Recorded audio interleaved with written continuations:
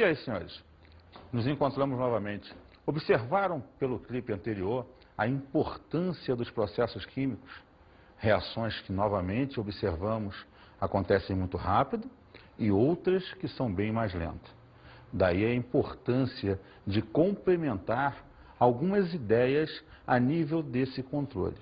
Mais ainda porque hoje a gente tenta não só a cinética estudar a velocidade, mas possibilitar também entender o mecanismo de funcionamento dessas reações. Hoje a gente vai bater um papo sobre justamente como controlar esse funcionamento da reação. Sendo assim, estudaremos hoje Cinética Química, parte 2. Para tanto, escolhi começar te mostrando um dos mais importantes eventos que nos levaram a pensar em conseguir controlar cada vez melhor hoje as reações químicas. Observe esse texto que se segue. O cientista Ahmed Ghazouel, em 1999, recebeu o Prêmio Nobel de Química por obter a imagem de uma reação química em andamento, incluindo o estado de transição, complexo ativado, hoje chamado de fentoquímica, assim como a compreensão da ação dos catalisadores. Olha que fascinante. Esse cara conseguiu observar uma reação como ela realmente acontece. Imagina você pegar um recipiente, colocar aqui dentro 2 ou 3 substâncias diferentes e ver molécula por molécula reagindo. Coisa que ninguém até então conseguiu fazer. Coisa que até hoje a gente imagina como acontecia. Esse cara conseguiu mostrar isso, fazer com que a gente percebesse como realmente isso acontece. Ele usa uma unidade de tempo, chamado femtosegundo, que equivale a uma fração do segundo igual a 10 elevado a menos 15 segundos. Perceba, esse cara conseguiu revolucionar o estudo da reação química e levou-nos a acreditar em conseguir de melhor forma controlar o procedimento de reação, fazê-la ser mais rápida, torná-la mais lenta ao nosso bel prazer. Ele criou essa fentoquímica que hoje estuda não só as reações elementares, como também a ação dos catalisadores sobre a reação e mais o mecanismo de funcionamento da mesma.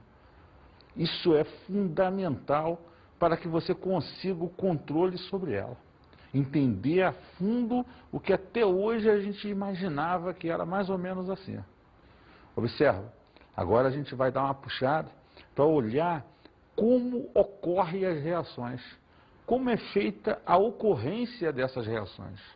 Vamos ver então as condições para a ocorrência de uma reação.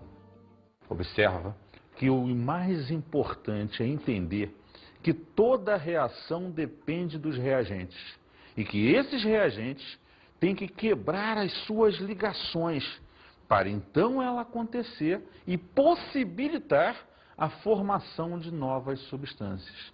Ela então depende de alguns fatores em si.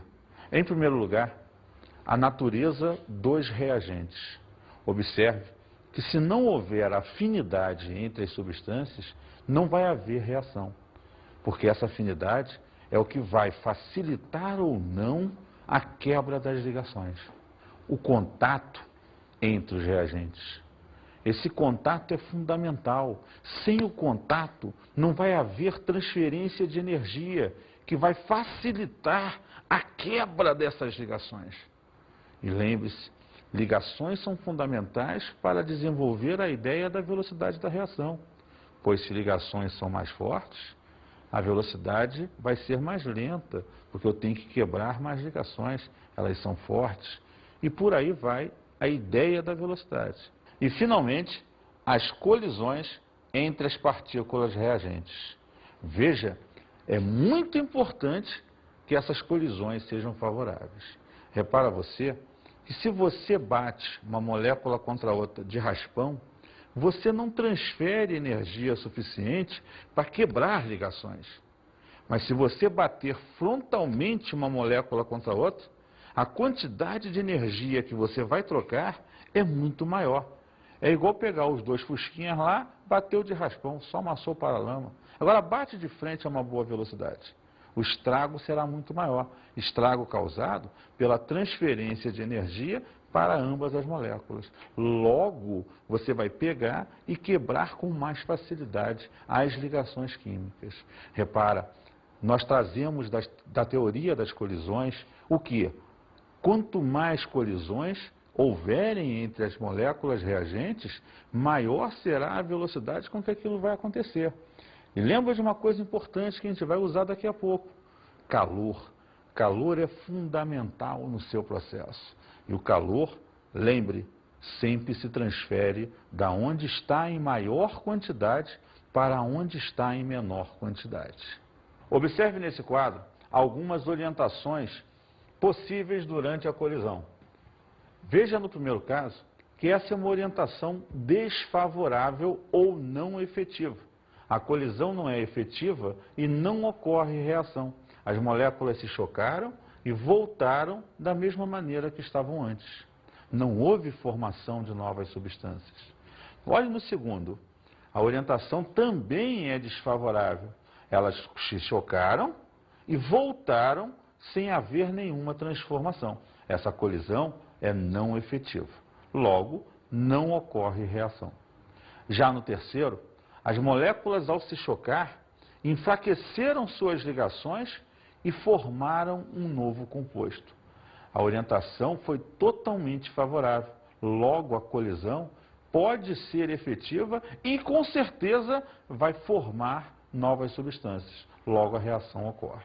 Compreendeu, então, o que ele chama de orientação efetiva? O que realmente vai promover a quebra das ligações nas moléculas reagentes e automaticamente a formação de novas substâncias diferentes das iniciais, as quais vamos chamar de produtos. Isso é muito fundamental no processo. Repara que, compreendendo como elas ocorrem, agora podemos verificar os fatores que influenciam a velocidade dessa reação. O primeiro fator que estudaremos é a natureza dos reagentes. A natureza dos reagentes está associada à ideia das ligações químicas. Observe você que quanto mais fortes forem as ligações, maior é a quantidade de calor que você vai gastar para quebrar essas ligações. Isso significa dizer que você tornará a velocidade mais lenta, porque ela vai gastar mais tempo quebrando ligações. Isso vai dificultar necessariamente o funcionamento da mesma.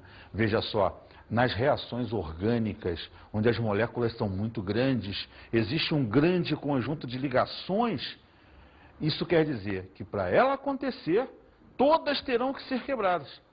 Isso torna as reações orgânicas extremamente lentas, processos demorados, que você nem sempre tem um grande aproveitamento, devido a essa grande necessidade de quebra de ligações. O segundo fator importante nesse processo é a superfície de contato. Quanto maior a área entre as substâncias reagentes de contato, mais rápida será a reação, porque teríamos um maior número de moléculas chocando-se entre si. E quanto maior o número de choques, maior a frequência, maior a quantidade de energia cinética trocada e mais rápida a reação se processa. Então a superfície de contato, ela é fundamental no processo. Vamos observar aqui um experimentozinho. Esse é um experimento bem simples, no qual a gente pega 2 copos com água comum, que você tem em casa normalmente. Por esta razão, você pode fazê-lo em casa sem nenhum perigo. Eu vou pegar a mesma substância, bicarbonato, mas vou pegá-la em 2 formas usuais, vendidas hoje em quaisquer farmácias que você fizer. O Sorrisal, bicarbonato, na forma de um comprimido, a substância em si está compactada. E o sal de fruta, onde você percebe o mesmo bicarbonato, só que em pó. Veja só,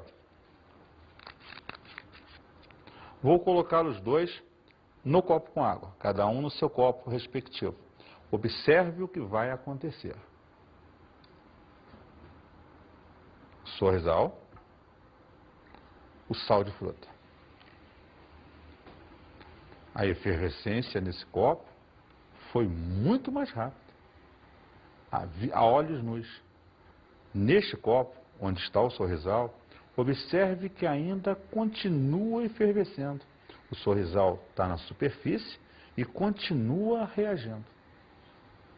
O que podemos concluir disso? Aonde o bicarbonato estava em pó, as moléculas estavam mais livres. Todas elas entraram em contato com a água e reagiram. Aqui, só as moléculas da superfície estão em contato com a água.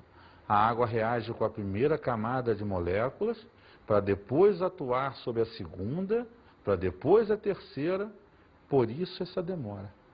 Então perceba claramente o que? Quanto maior a superfície de contato,